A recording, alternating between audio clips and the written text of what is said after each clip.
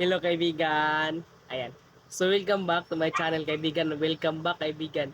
Ayan. So in this video is may nagtanong kasi sa akin na paano ba daw mag-link ng ating mga Globe sa GCash. So paano mag-link ng ating mga Globe account o Globe One app pa dong sa mag-link pa punta sa GCash.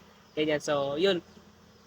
So kung nahihirapan kayo kaibigan kung paano ba i-link yan kaibigan o paano ba i-connecta yung Globe to GCash ay in this video turuan ko kayo kung paano yan.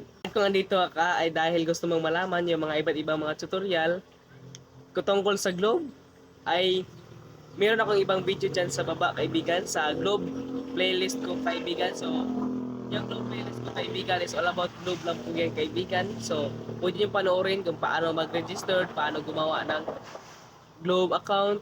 Yan, paano ba sa iba't ibang mga Globe kaibigan. So andyan po kaibigan sa baba. So ito na kaibigan, hindi ko na papatagalin kaibigan at simulan ko ng tutorial kaibigan para hindi kayo mainip. So ito na kaibigan, simulan ko na.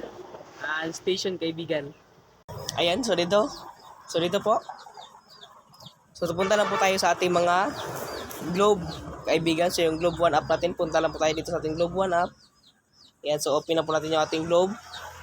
Dito po, so by the way kaibigan, kung wala pa kayong account or hindi nyo pa alam kung paano gumawa ng isang Globe One account, so meron pa akong ibang video dyan sa baba kaibigan. Tap nyo lang po yung Globe playlist kaibigan. Ayan, yung Globe playlist. So dyan po nakalagay itong aking mga iba't ibang tutorial tungkol sa Globe. So punta lang po kayo dyan kaibigan at dito po.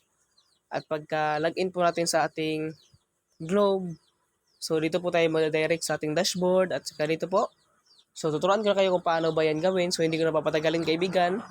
So madali lang naman to kaibigan. Wala po itong kahirap-hirap. Basic na basic lang po ito. So marami po dito kaibigan. So dito lang po tayo pumunta sa ating GCash kaibigan. Ayan. So take note po, hindi po natin kailangan ng Globe balance kaibigan. So kahit po zero balance yan kaibigan. Kasi hindi naman po tayo magsisend ng pera sa Globe to GCash.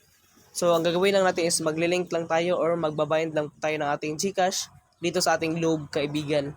So, dito tap lang po natin tong link GCash kaibigan para makapag-link tayo ng ating GCash account kaibigan dito sa ating Globe.